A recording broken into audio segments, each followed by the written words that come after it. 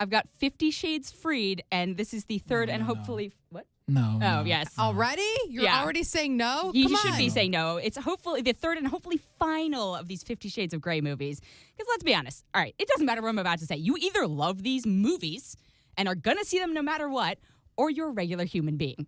And like the rest of us.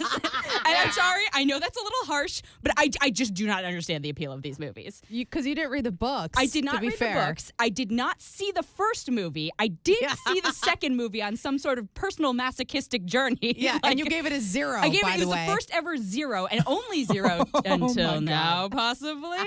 But oh my God, it was just so tough.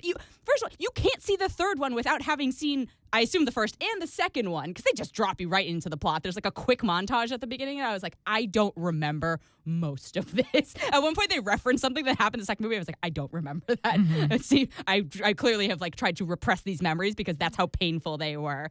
So there's almost no plot. At least, I will say, at least this time I came prepared.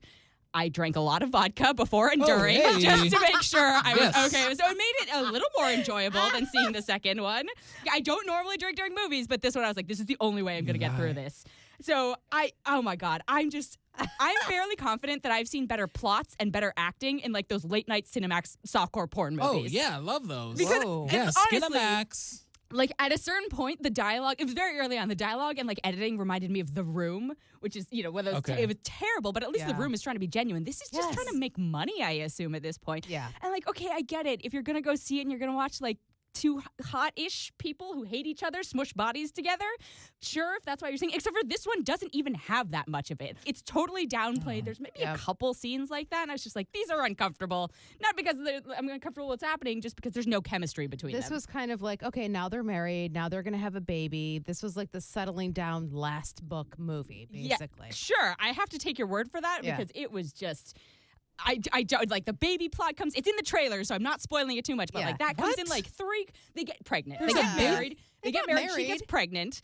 And he turns into a man-child about it. He's like, well, you're going to love the baby more than me. I was like, you are the problem with modern men, sir. Like, thinking that you were supposed to be above this baby. It was just, that part just frustrated me so much. Like, Jamie Dornan as Christian Grey is just a man-baby through all of it. And he's a good actor. That's what drives me insane. Like, he's great in The Fall, and he is terrible in this. Also, I think he just gave up, and his Irish accent just slips out, like, half the time. And he's just, like, mincing words. I'm like, oh, my God. Dude, I'm devastated because the fan trailers that were made on YouTube was Alexis Bledel playing the main character, the main female. Sure. Then it was Matt Bomer playing Christian Grey. And then it was Blake Lively playing the blonde best friend. And that was so perfect. And then when they came out with Dakota Johnson and this dude, Don Johnson's daughter? Yes. And this dude from The Fall that's a serial killer that's not even American. I was like, what is this? They also clearly hate each other. So it's like it's literally so uncomfortable to watch because there's no chemistry between them. So I was just like, I don't understand how there are 3 of these. It's made $1 billion worldwide. I don't understand the appeal. You're talking all 3, though. All not 3. This Yeah. one. Well, this one, the first 2 have made $1 billion, and I'm just like, okay, sure. More power to whoever is watching these movies. I guess. Question. I don't know. I don't understand. It's mind blowing. It's more mind blowing the phenomenon than any sort of like mind blowing things that happened during it. Mm-hmm. And my favorite part / not favorite part is that 3/4 of the way through, suddenly it turns into like a kidnap thriller. And I was like, what? Taken. It was like Taken or The Commuter, basically. And I was like. Yeah. Are they going to have sex again, or is this just like where we're going with this? Right? Rita Ora shows up for like 2 seconds. Yeah. This thing was a hot mess. And Rita is his sister. His sister. They're all adopted, so whatever. But like, oh my God, it was a hot mess and not in a good, sexy way. It was a hot mess and like you regret it the morning after way. So I'm so glad. I'm hoping that they do not make the other set. The books have like the versions from his point of view. If they make those, I just can't do it anymore. Gross. Like I will not see those. So. The second one got no hawks from me. This one's going to get -1, which is like a record. Yes.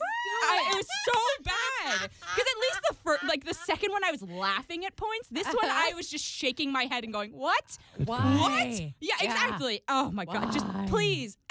And I know people are going to ignore me and see it anyway because there's fans of it. And you enjoy yourselves. But for the rest of you, even though you weren't going to see it anyway, don't go see this movie.